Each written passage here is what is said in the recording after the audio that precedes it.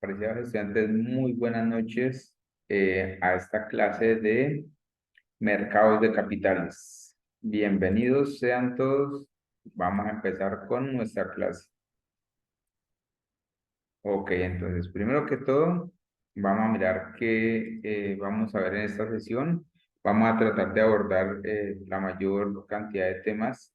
Entonces, en nuestra primera unidad de aprendizaje vamos a mirar el dinero, el origen y evolución, y los sistemas monetarios internacionales.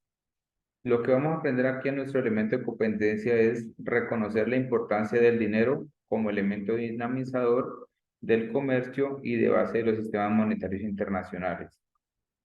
Bueno, aquí vamos a mirar temas como cuál ha sido el interés de la sociedad por lo monetario y lo financiero a través de las grandes etapas de la historia. ¿Cuándo aparece el dinero? ¿Cómo ha evolucionado el dinero? ¿Para qué sirve el dinero? ¿Cuáles son las características del dinero? ¿Cuáles son las funciones del dinero? ¿Cuáles son los sistemas monetarios internacionales? ¿Cuántos sistemas monetarios internacionales existen y cuáles son sus características? ¿Cuáles son los sistemas del patrón que ha respaldado a los sistemas financieros internacionales? Y por último, ¿cuáles son las características que identifican el funcionamiento del sistema monetario americano y cuáles son las características del sistema monetario europeo? Esa es toda nuestra temática aquí en esta unidad número 1. Entonces, para empezar, tenemos que remitirnos a la historia primitiva de cuál ha sido el interés de la sociedad por lo monetario y financiero a través de las grandes etapas de la historia. Entonces, ¿cuál es la dinámica de esta clase? Pues ustedes van a leer la guía y yo les voy a ir explicando todo lo relacionado con los temas. Entonces, primero que todo, pues en la antigüedad lo que había era el trueque, pero entonces eso fue, digamos, fuentes de intercambio que hacían entre unas tribus y otras. Entonces, por ejemplo, una tribu tenía maíz y otra tribu tenía cacao, entonces hacían los intercambios. Por ejemplo, una tribu tenía vacas y la otra tribu tenía gallinas o tenía cerdos. Entonces ahí los intercambios ya no sabían cómo hacerse. Ellos no tenían en ese momento definido el tema que tenemos hoy nosotros, el valor de las cosas. ¿Sí? Aquí se le da un valor ya sea sentimental o un valor recíproco que se transmite, por ejemplo, en los recursos que yo utilicé para desarrollar cierto producto. Ellos no tenían definido eso, ellos simplemente utilizaban su recurso, pero decía, bueno, yo te doy una vaca y tú me das una gallina, o cuántas gallinas me vas a dar. Entonces no tenían un valor de cuánto valía una gallina o cuánto valía una vaca. Y de pronto si hacía el intercambio, pues para ellos era normal. Sin embargo, eso se fue evolucionando y fue evolucionando y pues ahí fue donde digamos, se vio la necesidad de establecer un patrón único de intercambio, ¿no? Donde tuviera como referencia y nadie saliera afectado, así no tuviera un valor, se veía ciertamente afectado por ello. Entonces, es allí donde antiguamente, se definieron algunos materiales para intercambio, se utilizaban para intercambio, ya sean de bienes, de servicios, de productos. Dentro de eso, dependiendo de las zonas en que se encontraban geográficamente. El concepto antiguo era la sal. La sal fue uno de los productos que pues era muy utilizado antiguamente, pues porque como no había refrigeración, entonces los productos se dañaban fácilmente. Por ejemplo, la carne, cuando la carne no se, digamos, se mataba una vaca, tenía que consumirla ahí mismo, porque si se dejaba para el siguiente día o días después, ya se descomponía esta carne y ya no servía. Entonces, a través de un proceso de salinización, se secaba la carne con sal y esa carne quedaba más conservada por mucho más tiempo. Entonces, la sal jugó un papel muy importante en la antigüedad, cuando todavía no había intercambio con monedas o con billetes como hoy en día lo tenemos o con otros tipos de patrones. Entonces, la sal fue uno de los primeros elementos que se utilizó para el intercambio de bienes y servicios. Por eso allí algo muy común que se conoce hoy en día como salario viene de la paga que se le hacía al ejército romano, se les pagaba en sal. Entonces por eso se les decía que cada uno tiene su salario, porque se les pagaba con sal y ellos pues esa sal la intercambiaban a su vez por otros bienes que necesitaban para sobrevivir. Muy bien, entonces ahora vamos a mirar un video en el cual nos aproxima un poco a lo que es la evolución del sistema monetario. Hola, ¿qué tal? Muy buenas tardes. Estamos transmitiendo directamente desde Neo Russell Records. Déjame platicarles que tendremos una invitada directamente del TEC que nos hablará de la evolución del sistema monetario internacional. Sean bienvenidos. Bueno, estamos aquí comenzando, estamos ya aquí en la mesa con mi invitada. Muy buenas tardes. Muy buenas tardes. Buenas tardes. Fíjate que es un tema bastante interesante, pero realmente mucha gente lo desconoce. ¿Usted me podría decir qué es el sistema monetario internacional? Claro que sí. En términos sencillos, es un conjunto de instituciones públicas y privadas que tienen como objetivo determinar los tipos de cambio entre las monedas de diferentes países, hacer los ajustes necesarios en sus balanzas de pagos y adecuar los flujos de comercio internacional. Muy bien, muy interesante, me parece bastante interesante, pero yo creo que mucha gente le interesaría escuchar si realmente esto ha tenido una evolución, un cambio o ha sido continuo. Efectivamente, se ha tenido que adecuar conforme ha evolucionado la economía mundial. Esta evolución se puede dividir en cuatro etapas. La primera sería el patrón oro, en donde sus principales características es que existe un comercio relativamente libre y Londres se sitúa como la capital económica mundial. También la moneda se establecía en términos de oro. Muy bien, perfecto. Esto ya creo que tiene ya bastante tiempo, ¿no? Todo tiene un origen, supongo yo. ¿Me podrías decir cuál es ese origen? Sí, así es, desde muchísimo antes de la historia, desde la prehistoria, desde que el comercio surgió en la civilización. ¿Cómo se daba este tipo de intercambio? Por semillas, por trueque, por otros sistemas. Pero cuando el oro se utilizó legalmente fue en 1819, cuando el Parlamento británico aprobó la Resumption Act. Con esta, pues se dio el primer paso hacia un verdadero patrón oro. ¿Por qué? Porque esta abolía las restricciones que se habían mantenido durante largo tiempo sobre la exportación de monedas de oro y lingotes desde la Gran Bretaña. Perfecto, pero me entra aquí una pequeña duda. Yo siento que Estados Unidos es uno de los países más importantes y yo creo que participan mucho en este aspecto, pero ¿me podrías decir en qué? Estados Unidos es uno de los países más importantes en la economía actual, pero este país se afilió posteriormente a esta acta, hasta 1879 de hecho, y esto fue cuando se fijó los billetes de banco, los greenbacks, al oro. Posteriormente, en 1900, se institucionalizó los vínculos entre el dólar y el oro, y así fue cuando Estados Unidos entró a este patrón. Bueno, perfecto, pero yo tengo entendido que a principio de los 1900 hubo unas discrepancias políticas y económicas, ¿no? ¿Me podrías decir cuáles? Bueno, así es, la principal fue la Primera Guerra Mundial, que empezó en 1914 y duró hasta 1918. Este acontecimiento, la verdad es que puso fin a las condiciones bajo las cuales funcionaba el sistema, en especial por la suspensión de la convertibilidad de las monedas de los países participantes al oro. Además que después de la guerra, la situación de Inglaterra quedó muy comprometida financieramente. Los precios en todo el mundo subieron, la inflación se fue hasta las nubes, ya que los gobiernos financiaron sus compras simplemente imprimiendo el dinero que necesitaban. Un ejemplo de esto fue la hiperinflación en Alemania. El resultado de todo ello fue un fuerte aumento en las ofertas monetarias y en los niveles de precios. Es una lástima, la verdad, que se haya detenido un acuerdo de esta magnitud, ¿no? Sí, así es un acuerdo internacional, pero bueno, posteriormente, en 1919, se volvió al patrón oro. Perfecto. De hecho, recuerdo que en 1922 hubo una conferencia allá en Italia donde un grupo de países, que entre ellos estaban Gran Bretaña, Francia, Italia y Japón, pues acordaron la vuelta al patrón oro. Así es, pero no solamente incluía el gobierno de estos países, también incluía la cooperación entre los bancos centrales para alcanzar los objetivos externos e internos de cada país. Inclusive en 1925 Gran Bretaña volvió al sistema de patrón oro, donde se estableció una equivalencia igual a que antes de la guerra.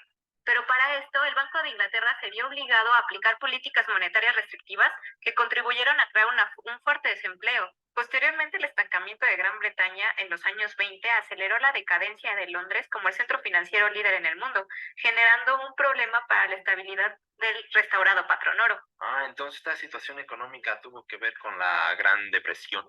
Sí, así es. De hecho, el comienzo de la Gran Depresión en 1929 fue acompañado de la caída de la banca, junto con la pérdida de confianza de los bancos centrales en este tipo de cambio, derivando que estos tuvieran que convertir sus depósitos de libra en oro.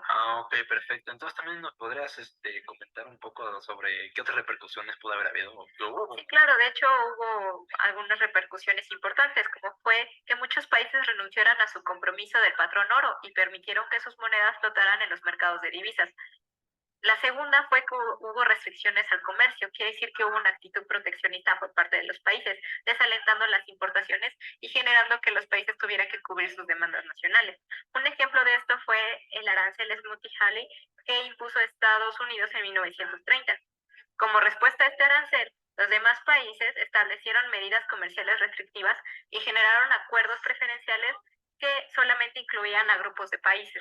Perfecto, perfecto. Pero aquí pues, surge una pequeña duda, ¿no? Entiendo que aquí en América Latina hemos estado un poquito más atrasados al respecto, pero ¿qué hay de América Latina? Bueno, con respecto a América Latina, los mercados de exportación fueron muy afectados, es más, casi desaparecieron debido a estas medidas proteccionistas de los demás países. Y esto siguió durante varios años hasta que llegó la Segunda Guerra Mundial. Ok, entonces durante la Segunda Guerra Mundial también hubo una suspensión al patrón oro, al igual que en la Primera Guerra Sí, Mundial. así es. Bueno, hasta el final de la Segunda Guerra Mundial, que fue en 1944 aproximadamente, se crea la segunda etapa o inicia la segunda etapa de la evolución del sistema monetario internacional, la cual es denominada el sistema de Bretton Woods, porque fue firmado en Bretton Woods, New Hampshire, Estados Unidos. Bueno, con esto se crea dos instituciones internacionales, las cuales fueron el Fondo Monetario Internacional y el Banco de Reconstrucción y Fomento, lo que es hoy el Banco Mundial. Bueno, la preocupación de las naciones era diseñar un sistema monetario internacional que promoviera el empleo y la estabilidad de los países y también que fomentara el equilibrio económico de estos, sin restringir el comercio internacional. Okay. Entonces, ¿en qué consiste este nuevo acuerdo? Bueno, este nuevo acuerdo establecía tipos de cambio fijo en relación al dólar y un precio invariable del dólar al oro. Esto quiere decir que tú puedes comprar una onza de oro por $35, convirtiéndose el dólar en la principal moneda de reserva. Ok, pero ¿qué diferencia hay entre el patrón oro y este nuevo acuerdo? Bueno, la principal diferencia es que este es un acto voluntario jurídicamente reglado. ¿Qué quiere decir esto? Que el Fondo Monetario Internacional regulaba y hacía responsable a los países de cumplir con los acuerdos firmados. Ok, todo esto está muy bien, pero ¿qué fue lo que falló? Bueno, como ya lo habíamos comentado, como el dólar se convirtió en la moneda principal o la moneda principal de reserva, tenemos que hacer o ver qué es lo que sucedió en la economía estadounidense. Y para esas fechas, en 1960, Estados Unidos entró en una recesión. Esto generó un temor a que el dólar fuera devaluado y generó que los bancos centrales cambiaran sus dólares por oro. Además de que la salida de capital de Estados Unidos generó un gran temor en el gobierno de este país, ya que todo este dinero se iba a las reservas extranjeras, por lo que en 1963 el gobierno impuso un impuesto a las importaciones. Bueno, ¿y cuándo fue que colapsó? Bueno, la verdad es que este colapso fue paulatino. En 1967 y principios del 68, los especuladores privados empezaron a comprar oro anticipándose a los aumentos de su precio en dólares. Estos especuladores tenían dos teorías o dos razones por las cuales comprar o cambiar sus dólares a oro. La primera fue que en Inglaterra se devaluó la libra en 1967 y la segunda es que en Estados Unidos hubo una brusca expansión monetaria y se generó un crecimiento de la inflación. Esta venta masiva de oro por parte de la Reserva Federal de Estados Unidos y de los bancos centrales europeos generó la creación de un mercado de oro a dos niveles. Esto quiere decir uno privado y otro oficial. El primero, el precio del oro podía fluctuar y en el segundo el precio oficial del oro quedaba en $35 la onza. Posteriormente, en 1968, el aumento de los impuestos empujó a la economía estadounidense a una recesión en 1970, lo que generó que aumentara la inflación. El desempleo fue muy alto y aumentarán los precios. Entonces, ¿estos indicadores a qué nos llevaban? Bueno, la verdad es que era un síntoma de una inminente depreciación del dólar. Posteriormente, el presidente Nixon en 1971 apoyó la decisión de devaluar el dólar y implementar algunas políticas, como las que serían de no vender oro a los bancos extranjeros, imponer impuestos del 10% sobre las importaciones hasta que los demás países europeos no revaluaran sus monedas a comparación del dólar, además de tomar medidas de estabilización interna, como la congelación de precios y los salarios, con el objetivo de reducir la inflación. Finalmente, en 1971, el dólar fue devaluado en un 8% frente a las monedas extranjeras y fue suprimido el impuesto anteriormente dicho. Pero con esta devaluación del dólar, ¿cómo quedó el tipo de cambio? Bueno, el precio del oro subió en $38 la onza. Posteriormente, en 1973, el dólar fue víctima de un ataque especulativo, provocando de nueva cuenta el cierre de mercados de divisas, generando una segunda devaluación del dólar en un 10%. Aún con esta devaluación, los ataques especulativos generaron que la mayoría de las divisas europeas y del yen japonés flotaran alrededor del dólar. Esto marcó el fin de los tipos de cambio fijo y comenzó la tercera etapa del sistema monetario internacional, los tipos de cambio flexibles. ¿Y en qué consiste esta flexibilidad? Bueno, principalmente dejaban que las monedas fluctuaran libremente y los mercados eran los que determinaban su valor. Asimismo, rara vez era posible que los gobiernos pudieran intervenir en un tipo de cambio. Además, es importante mencionar que en esta época el precio del petróleo había aumentado drásticamente, favoreciendo al dólar, ya que este combustible se pagaba en esta moneda, aumentando la demanda de dólares. Asimismo, las reservas en oro del Fondo Monetario Internacional fueron regresadas a los países miembros en un 50% y lo demás fue vendido. Posteriormente, durante este periodo, se formaron bloques económicos que globalizaban los tipos de cambio entre ellos. El ejemplo principal es la Unión Europea, logrando una moneda única, el euro. Con esta moneda y con estas nuevas políticas, se generaron uniones monetarias y externas comunes, así como la creación de un Banco Central Europeo en 1999. Muy bien, ok, pero me está llegando aquí una pregunta a la mesa que se me hace algo importante. La pregunta es, ¿qué proyecciones se tienen para el sistema monetario internacional en el futuro? Bueno, esta es una pregunta muy importante y tenemos que mencionar que ya en la actualidad estamos en la cuarta etapa de la evolución del sistema monetario internacional, donde la globalización ya está a su máxima expresión. La introducción de la tecnología y los avances de la misma tecnología en las actividades económicas, como es en los cambios financieros, en los flujos de efectivo y en el comercio, han sido primordiales en estas actividades, ya que han aumentado exponencialmente. Bueno, y voy a contestar a la pregunta con un artículo que apareció en el periódico The Economist.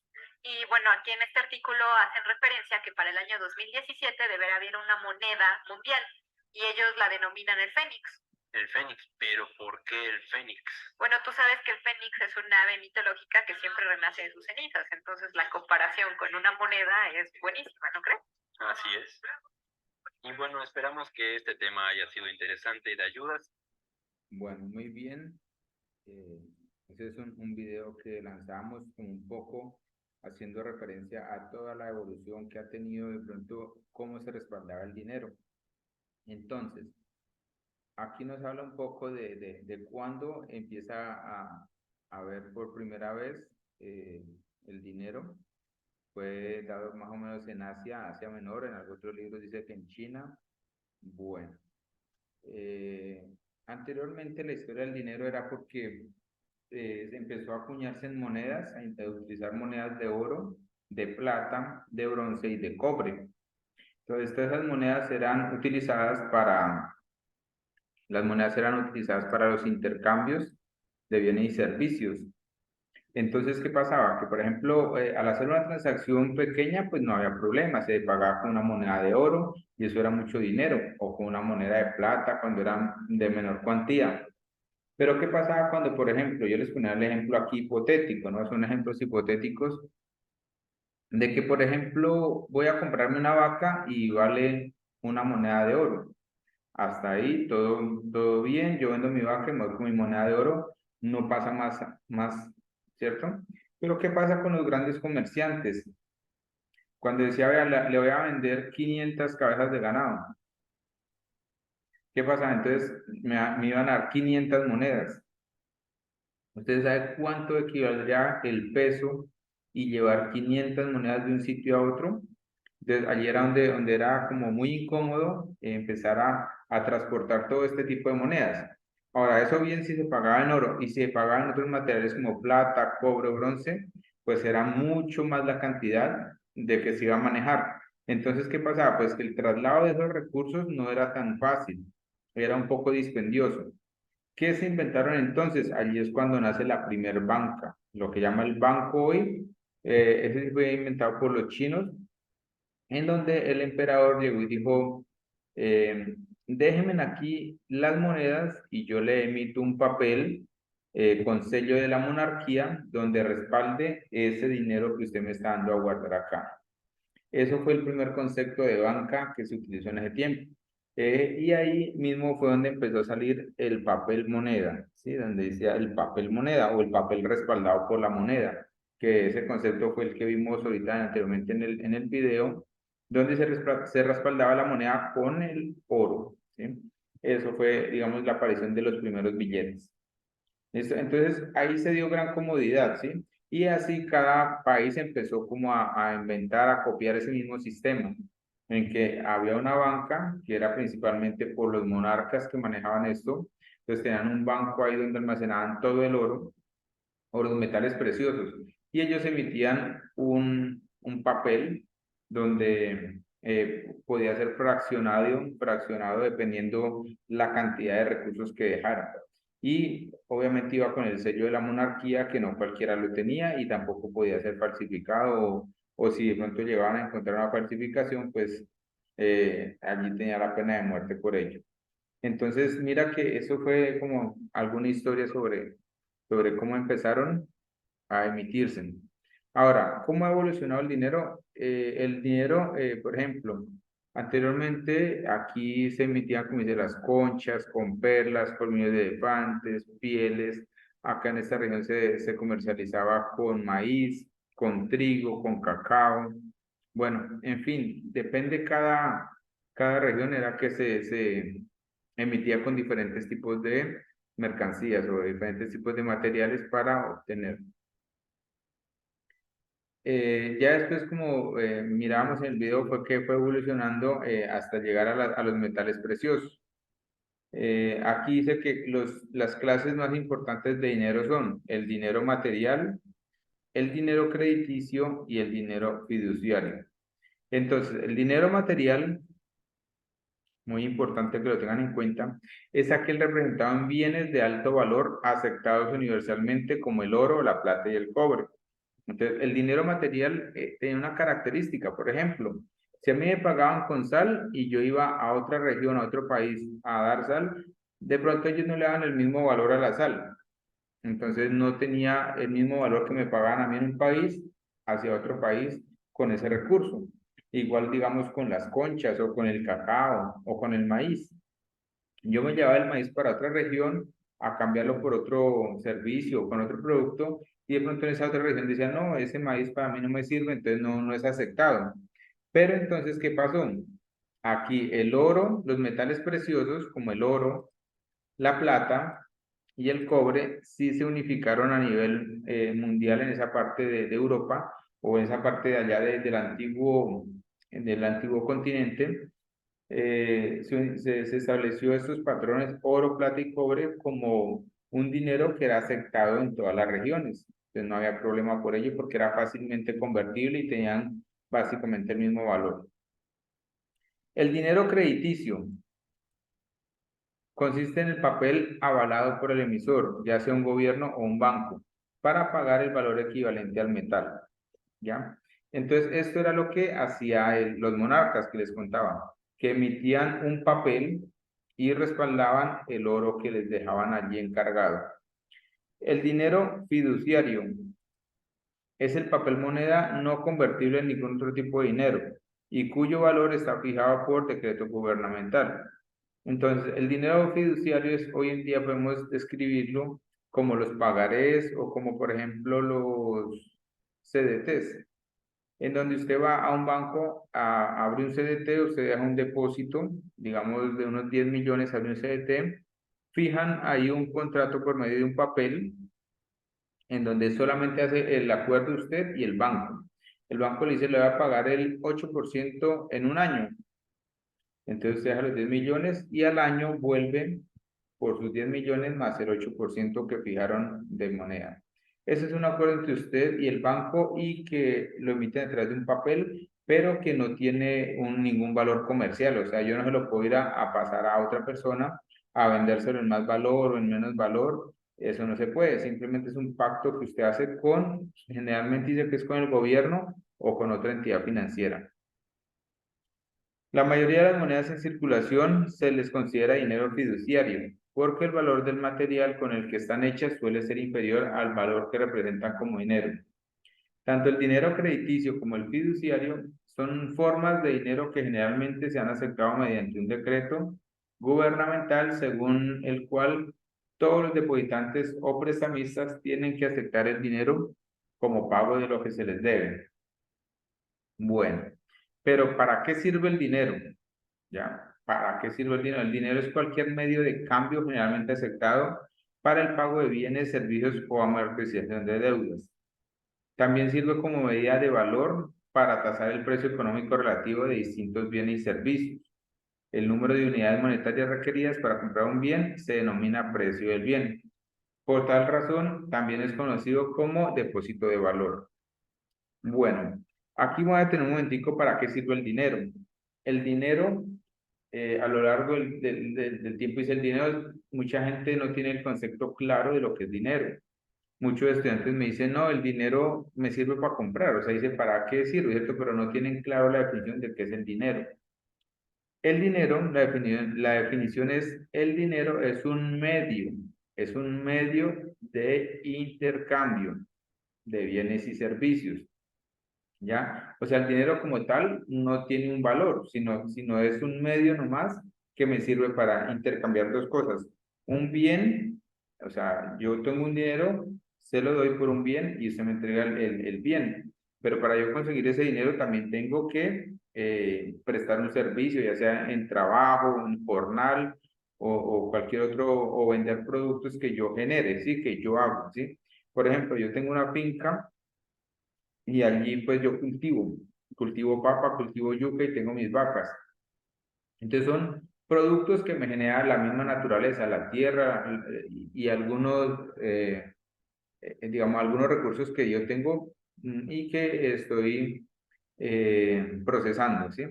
Entonces, por ejemplo, yo saco la papa, el plátano, la yuca, saco la leche, el queso, los huevos, los saco aquí al mercado campesino, yo llego con recursos y aquí los intercambio por dinero. Ese mismo dinero a la vez me sirve a mí para satisfacer otras necesidades. Entonces, yo también necesito, por ejemplo, abrigo, necesito vestido, calzado. Entonces, eso lo que hace es, el dinero es un medio en el cual yo intercambio ya sea servicios o sea productos. Es para tenerlo bien claro que el dinero es un medio, el cual me sirve para intercambiar bienes o servicios. Muy bien, pero ese dinero debe tener unas características. Entonces, el dinero debe ser una mercancía aceptada universalmente, o sea, con disponibilidad controlada. ¿Qué quiere decir que sea aceptada universalmente? O sea, que cuando yo, por ejemplo, salga del campo y venga y intercambie mis productos por dinero, yo puedo irme a cualquier sitio y comercializar con ese dinero que me dieron. Antiguamente, como les decía, era el patrón oro y pues con esa moneda de oro yo podía comprar lo que quisiera porque era aceptada a nivel universal, a nivel mundial. Si yo tengo aquí el peso colombiano y me voy para el Ecuador, pues allá en el Ecuador me tienen que hacer la convertibilidad del dinero y me lo aceptan allá. No es que digan, no, aquí no vale nada el peso. Sí, tendrá un valor menor o mayor o igual a la moneda que tenga el otro país, pero debe ser aceptada universalmente. Segunda, divisible, es decir, que puede ser fraccionado sin que pierda su valor para facilitar la adquisición de bienes y servicios de diferentes precios. Bueno, en la antigüedad una moneda de oro era el valor más alto que se podía dar. Entonces, por ejemplo, se decía que una moneda de oro era el pago mensual de un obrero, de pago mensual. O sea, hoy en día, como decir una moneda de oro es como decir 1.000.000 de pesos, ¿sí? El pago mínimo que se le da a un trabajador acá en Colombia. Entonces, usted imagínese pagándole con un billete de 1.000.000 de pesos a una persona y que esta persona tenga que ir a comprar lo del desayuno. Sí, el desayuno le vale, un ejemplo, 10.000, 15.000 pesos, un ejemplo. Entonces, usted imagínese la convertibilidad o la divisibilidad de ese 1.000.000 de pesos, ¿cómo sería? Es muy difícil, ¿cierto? Entonces, para eso, los gobiernos tienen que formular o establecer monedas fraccionadas dependiendo el valor que le dé a los productos o servicios en su país. Entonces, por ejemplo, el dólar está fraccionado en centavos de dólar. Allá hay desde 5 centavos de dólar, 20, 25, 50 centavos de dólar, así, para poder yo comercializar también. Acá en Colombia tenemos desde la moneda de 50 pesos, 100 pesos, 200, 500 y 1.000 pesos. Es las monedas más del valor más pequeño que tenemos. Y de ahí arrancan las denominaciones más grandes, con las de 1.000, 2.000, 5.000, 10.000, 20.000, 50.000 y 100.000 pesos.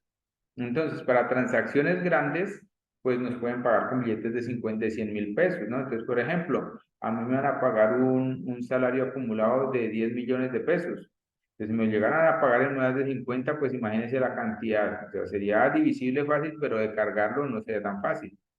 Si me lo pagan en billetes de 100.000, pues va a quedar más cómodo de cargar esos 10 millones de pesos. Entonces, eso es lo que hace, digamos, esta parte que es divisible, es ajustarlo a las necesidades de cada persona. Lo mismo, entonces, si yo voy a comprar algo en un supermercado, pues con el billete de 100.000 tendrán que tener el cambio para fraccionar ese billete. Y yo a su vez con eso puedo también adquirir diferentes productos o servicios con eso, con las fracciones que me quedan. Debe ser duradero, tercero, debe ser duradero, que facilite su uso por espacios de tiempo prolongado, sin que presente deterioro significativo.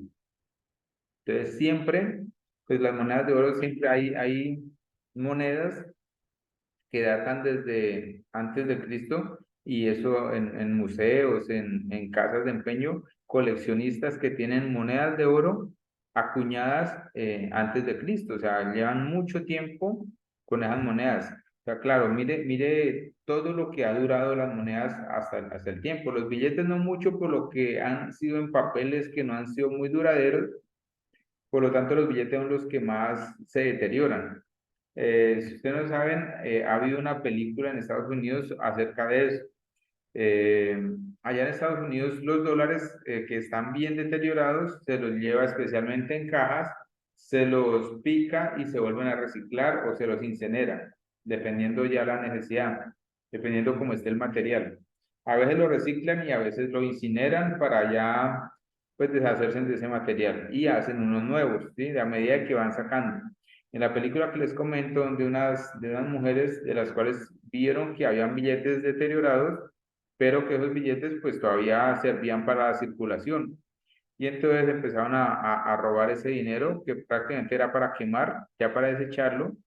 Empezaron a robarlo, a robarlo, a robarlo y se volvieron millonarias con puro billete viejo. Eso es como una cuña que traigo aquí como para traer. Acá en Colombia lo mismo, los billetes de más uso, que son los de 1.000, 2.000 y 5.000, son los que son reemplazados con más frecuencia. ¿Por qué? Pues porque van de mano en mano muy seguido.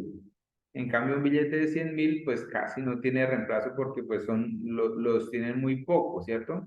Y además, pues un billete es una transacción única que no es tan seguida. En cambio, un billete de 1.000 puede cambiar fácilmente por 20 personas en un día. Entonces le dan un cambio, él va y compra otra cosa, esa persona pasa para acá. Entonces ese billete está en constante rotación por ser de baja denominación. Entonces los billetes en Colombia, perdón, los billetes de baja denominación en Colombia, pues tienen una alta rotación y por lo tanto pues tienen que tener un ciclo de vida ellos. Ya, entonces pues los gobiernos tratan de hacer los billetes con un material que sea bastante duradero para que no sea reemplazado tan fácilmente. Cuarto, fácil de transportar. Es decir, que en relación a su peso y tamaño debe representar mucho valor. Entonces, claro, mire que los billetes antiguamente eran demasiado grandes. Y pues claro, para transportarlos tocaba doblarlos un poco de veces para poder llevarlos con uno en el bolsillo o en un bolso, tocaba doblarlos. Entonces, a medida que fue pasando el tiempo por practicidad, los gobiernos se dieron cuenta que era mejor reduciendo el billete de tal forma que fuera fácil de transportar en los bolsillos. Entonces, en cuanto al tamaño, pues los billetes, y en cuanto al peso, pues las monedas. Las monedas no pueden ser con materiales muy pesados porque lo que yo digo, si de pronto nosotros destapamos la alcancía o ahorramos en monedas, imagínense ahorrar 10 millones de pesos en monedas. O sea, eso sería algo que uno no podría cargar, no podría, en peso no podría cargar ese tipo, poco de monedas. Difícil de falsificar. Eso es con lo que se ha batallado muchas veces en casi todo el mundo, no solamente en Colombia. En Estados Unidos también hay muchas personas que hacen imprentas donde crean papeles muy parecidos a los billetes que emite el gobierno. Entonces, la idea es que el gobierno ya cada vez le pone más seguridad a los billetes con tal de que no se pueda copiar fácilmente porque ahí pues también han habido casos de personas que hacen dinero y lo pueden introducir al mercado y no se da cuenta la gente, o sea, no se diferencia un billete del otro. Entonces, digamos que estas son las funciones más características del dinero, las propiedades que debe tener el dinero. Y es muy importante saberlo porque muchas veces nosotros manipulamos dinero para arriba y para abajo y no sabemos las características. Aquí las funciones del dinero, como yo le decía, la función más importante del dinero es un medio de cambio, ¿cierto? Y de pago, que sirve como unidad de cuenta para expresar el valor de bienes y servicios que actúa como depósito de valor. Medio de cambio. Facilita la venta de productos y cambio de dinero y posteriormente se utiliza ese dinero para comprar lo que se desee por su poseedor. Medio de pago. Sirve para comprar bienes y servicios, remunerar los factores productivos, pagar deudas, adquirir activos financieros, etcétera. Unidad de cuenta. Permite comparar los valores de diferentes bienes y servicios. Esto es algo de lo más importante que se ha dado con el dinero, de lo que yo le decía que anteriormente cuando había trueque, pues no pasaba, que yo le daba una vaca y usted me daba una gallina. Entonces, ¿quién iba a saber quién ganaba o quién perdía? No se tenía una noción del valor. Entonces, pues uno quedaba como igual, ¿no? Pues yo necesito esto, usted me da esto. Y uno quedaba bien porque pues no sabía el valor de las cosas. Ahora con la llegada del dinero, sí, y no, la gallina me vale, por ejemplo, una moneda de cobre y la vaca me vale una moneda de plata. Entonces no equivale el mismo material ni el mismo valor. Entonces ahí ya, bueno, entonces ¿cuántas monedas de cobre tengo que darle por una de plata? Y ahí ya se empieza a hacer un promedio del valor que se le da a las cosas. Depósito de valor. Debe conservar la capacidad de compra presente hacia el futuro, lo que significa que se puede vender un bien hoy y guardar y el dinero obtenido para su venta hasta que se necesite. Bueno, el depósito de valor es que uno puede, lo que se llama el capitalismo hoy en día, acumular riqueza. Entonces usted de pronto empieza a ahorrar, le pagan 1 millón, se gasta 500.000 y ahorra 500.000. Entonces esos 500.000 a lo largo, digamos, de un año, pues usted va a tener 6 millones de pesos. Entonces usted va acumulando dinero.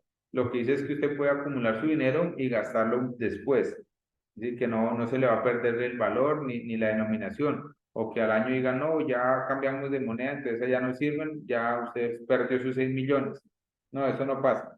Es que usted lo puede guardar para gastarlo en el futuro. Para que el dinero sea un buen depósito de valor, debe tener un valor relativamente estable. Bueno, vamos a mirar otro video sobre lo que habla el respaldo del dinero. ¿Qué es lo que se le da el respaldo del dinero?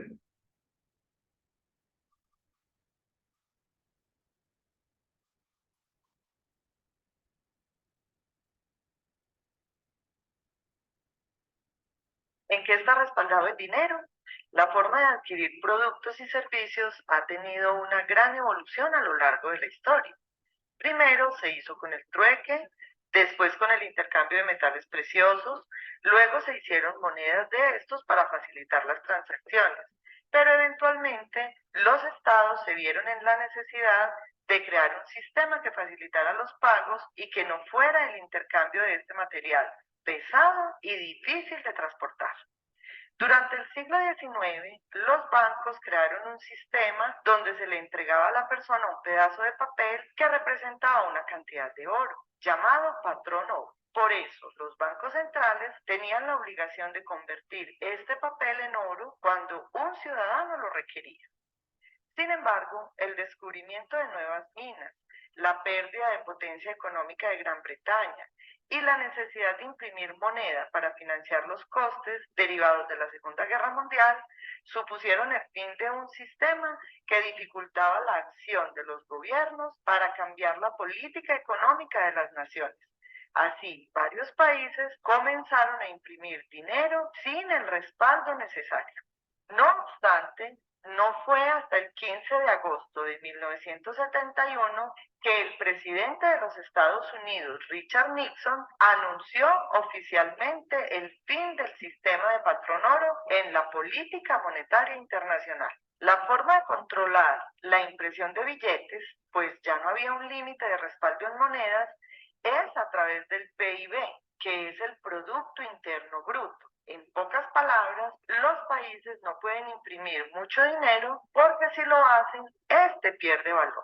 Sin embargo, en Colombia, solamente hasta los 90 desapareció el respaldo del oro en el dinero y de hecho desapareció también la palabra pesos oro en los billetes, pues las reservas del banco ya no eran solo metal precioso, sino también divisas internacionales. Además, la política monetaria también se empezó a regir por el Producto Interno Bruto. Pero te estarás preguntando, entonces, ¿cuál es el respaldo del dinero hoy en día? La respuesta a la pregunta es muy simple. El dinero que circula en el mundo, incluida la moneda digital, no tiene valor intrínseco ni respaldo tangible y su único valor es su aceptación como medio de pago, es decir, un valor fiduciario, o sea, basado en la confianza de quien lo da y quien lo recibe. Empezamos una nueva era. Bienvenidos al dinero digital. Bueno, muy bien.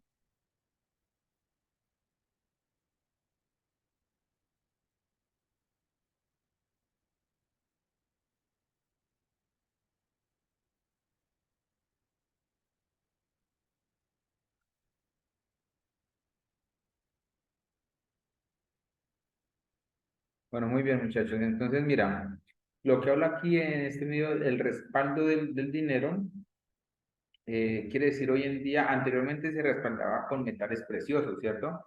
Cuando se sacaba aquí anteriormente en Colombia decía 1.000 pesos oro. Entonces, ¿qué era el respaldo en el oro? Que si a usted le pagaban su sueldo 1.000.000 de pesos en oro, usted puede ir al banco y decirle, vea, señor banco, vengo a darle mi 1.000.000 de pesos, démelo en oro, que yo quiero llevarme mi oro, porque ese es un respaldo del que usted me está garantizando, ¿cierto? Eso era como se manejaba antiguamente el patrón oro, pero por toda la historia que ya vimos acá, en estos anteriores videos, por las guerras mundiales que pasó en Alemania y en Europa, con los Estados Unidos, lo que hicieron fue los países como Alemania imprimir dinero sin respaldo. Y al pasar esto, pues se adquirió muchos productos, pero después lo que se quedó fue una super hiperinflación. ¿Qué pasaba con esta inflación? Pues porque no había respaldo del dinero, entonces no había en qué cambiarlo, ¿sí? Es como decir, usted tiene 10 millones de pesos en billetes y después va al banco y dice, no, ya no hay dinero, ya no hay oro. O sea, su dinero le quedó como un papel y no le sirve para nada, ¿ya? Eso mismo lo vimos hace poco, hace unos años en Venezuela, el país más cercano. Nosotros casi llegamos hasta allá, la inflación llegamos hasta el dólar a valer 5.000 pesos un dólar, ¿cierto? Allá en Venezuela hubo una hiperinflación hace poco en donde emitieron mucho dinero sin respaldo. Entonces, ¿qué dicen? ¿Qué se respalda el dinero hoy en día? El dinero hoy en día se respalda con la confianza, con la producción, con el Producto Interno Bruto. Ya, o sea, un país que tenga una moneda muy fuerte es un país que produce bastante, satisface la producción interna de su país y exporta y satisface las necesidades de otros países. Entonces, en ese momento, pues él cobra mucho o su moneda se vuelve muy fuerte frente a los débiles que no producen. Eso le pasó a Venezuela. Y eso no fue sino más por el petróleo. Resulta que cuando estaba Hugo Chávez, el petróleo estaba más o menos el barril como a $128 el barril de petróleo. Entonces, $128 era una cantidad bastante. Y entonces, ¿qué hizo Hugo Chávez? Pues empezar a darle subsidio a todo el pueblo. Por eso él ganaba populismo, por eso, porque les daba regalado mercado, les daba casi que todo. Entonces allí las personas no producían, no incentivaban a la producción, ni habían emprendimientos, sino lo básico, las empresas normales. ¿Y qué pasó? Que después de ello ya entró Maduro y empezó un decaimiento del precio del petróleo. ¿Y a qué se debe ese decaimiento del precio del petróleo? Resulta que el mayor comprador de Venezuela y de toda Latinoamérica era mayormente Estados Unidos. Estados Unidos era uno de los grandes compradores de petróleo, pero a través de unos estudios que Estados Unidos hizo, encontró que tenía reservas muy grandes de petróleo. Entonces, ¿qué dijo? No, pues yo teniendo aquí petróleo y comprándole a otro, dijo no, entonces ya no les compro más petróleo porque yo tengo cómo abastecerme. Y entonces dejó de comprarles petróleo y por lo tanto cayó el precio del petróleo. Entonces llegó a estar de $128 un barril a llegar como a $45 un barril. O sea, mire todo lo que cayó. Por eso se vio tan golpeada la economía. Y ahora, un país del que vive solamente del petróleo, pues obviamente al disminuirse a más de la mitad los recursos, pues ya no tenía cómo darle subsidios a la gente y empezó a endeudarse y luego empezó a imprimir dinero sin respaldo. Pero ¿qué pasa al imprimir dinero sin respaldo? Pues que la gente tiene unos colchones llenos de dinero. No sé si ustedes vieron acá casos cuando llegaron migrando los venezolanos que se hacían en los semáforos con unos paquetes de billetes nuevos. Bolívares. Y le decían a la gente en los semáforos, tenga, les doy un billete y denme cualquier moneda o cualquier peso que ustedes quieran, ¿cierto? O sea, ese dinero no valía nada, nada, es como comprarse una estampita, ¿sí? Así fuera de 1 millón, 10 millones de bolívares, 100 pesos valía más que eso. Entonces, eso se dio, esa hiperinflación, ¿en qué? En que pues el gobierno imprima dinero, pero no había producción con que se respaldaba. Pues ya no había petróleo, o sea, el petróleo lo había, pero pues el precio estaba muy caído, entonces no se podía respaldar. Y en cuestión de producción, Venezuela no tenía que más producir. Entonces, por eso hoy en día un país que solamente vive del extractivismo o de una sola actividad económica tiende a generar peligro, riesgo en la cuestión de la producción. ¿Por qué? Porque le pasa lo de Venezuela. Si el petróleo cae, pues entonces, ¿de qué más viven? Entonces, un país rico debe vivir de tecnología, debe vivir de, por ejemplo, de lo agrícola, de la farmacéutica, de la producción industrial, bueno, de muchísimas cosas. Es el caso, por ejemplo, de Estados Unidos. Estados Unidos también exporta petróleo, importa y exporta también. Y también el petróleo que importan lo transforma en productos terminados, lo que nosotros no hacemos, ¿cierto? Allá tienen sus refinerías en donde exportan gasolina, diésel, aceites y un montón de productos derivados del petróleo. O sea, ellos aprovechan todo ese producto y después le generan un valor agregado que es convertirlo en otros productos y luego lo exportan y nos lo venden a nosotros mismos. Eso es lo que hace Estados Unidos. Bueno, y si el petróleo decae de Estados Unidos, ¿qué pasa? ¿Pierde? No. Estados Unidos tiene mucha inversión en el tema tecnológico, ¿ya? Entonces ellos producen mucha tecnología y pues son fuertes por eso en la cuestión de la moneda. Por hoy dejamos la clase así nomás. Ya nos vemos en una próxima. Muchas gracias, estudiantes. Nos vemos en una próxima oportunidad.